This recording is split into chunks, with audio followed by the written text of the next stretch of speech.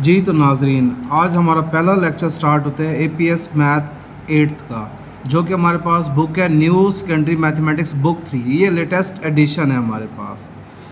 तो उसमें हम देखते हैं चैप्टर 1 एक्सरसाइज 1A का पहला क्वेश्चन है, if x is directly proportional to y and x is equal to 4.5 when y is equal to 3। Find हमने करना है इक्वेशन जो कि कनेक्ट कर रही है x एंड y को। Value of x when y is equal to 6, value of y when x is equal to 12। तो ये तो हमारे पास क्वेश्चन था नाजरीन।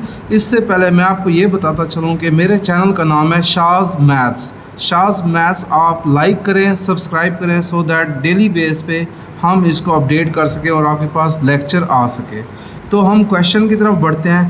पहला हमारे पास क्वेश्चन है, if x is directly proportional to y। तो यहाँ पर लिख लिया इफ़ x है, तो यहाँ पर मैंने x लिख लिया। इज़ डायरेक्टली प्रोपोर्शनल है तो इसकी जगह मैंने प्रोपोर्शनैलिटी लगा दी। टू y है तो ये मैंने y लगा दिया। अब प्रोपोर्शनैलिटी को ख़त्म करने के लिए x इज़ इक्वल टू के वाई लगा दिया। तो बेटा देखो, हमारे पास x की वैल्यू भी 4.5 है, y की वैल्यू 3 है। ये दोनों वैल्यूज़ अगर हम इस रिलेशन में पुट करें तो हमारे पास k की वैल्यू आ सकती है। तो जी पुट कर दिया मैंने, x is equal to 4.5, k as it is लिखा, y इज़ इक्वल टू मैंने 3 कर दिया। तो क्या करेंगे जी, y यहाँ पर आपके पास मल्टीप्लाई हो रहा है, इक्वेशन के दूसरी साइड पे जाके क्या हो जाएगा, y डिवाइड हो जाएगा। तो k की वैल्यू क्या आ गई हमारे पास, 4.5 डिवाइडेड बाई 3 आ गई। अब इसको अगर आप सिंपल डिवाइड करना चाहो तो 4.5 को आप 3 पे डिवाइड कर सकते हो। कैसे करोगे, 45 डिवाइडेड बाई 30 कर सकते हो आप, सिंपल है। अब इसको 3 पे कैंसिल करते जाओ, 3 1 ज़ा 3, 3 0 ज़ा 0, 3 1 ज़ा 3, 3 5 ज़ा 15। तो 15 बाई 10 इज इक्वल टू 1.5 आया।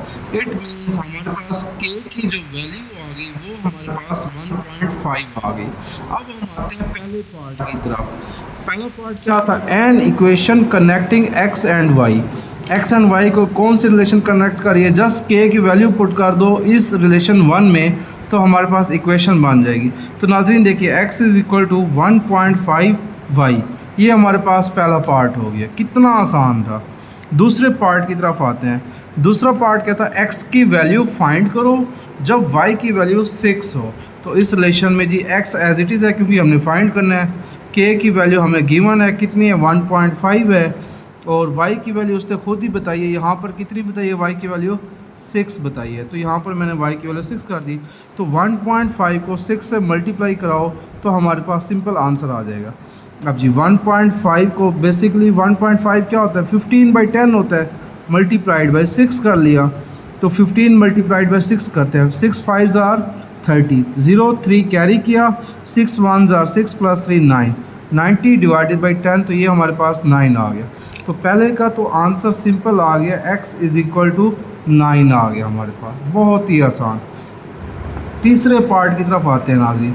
Find the value of y when x is equal to 12। अब जी x की वैल्यू हम पुट कर लेते हैं, 12 है। k की वैल्यू हमें पता है कितनी है, 1.5 है, ये 1.5 दे दी। उसके बाद y की वैल्यू फाइंड करनी, तो y एज इट इज़ लिख लिया। जी आपको पता है 1.5 यहाँ पर मल्टीप्लाई हो रहा है, इक्वेशन के दूसरी साइड पे जाके क्या हो जाएगा, डिवाइड हो जाएगा।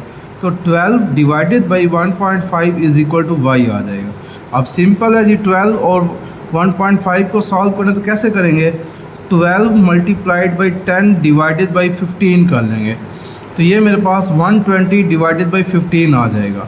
तो इसको कैंसिल कर लेते हैं सिंपल, 5 3 ज़ार 15, 5 2 ज़ार 10, 5 4 ज़ार 20, 3 1 ज़ार 3, 3 8 ज़ार 24। तो यहाँ मेरे पास नाजरीन क्या आ गया रिज़ल्ट, हमारे पास y इज़ इक्वल टू 8 आ गया।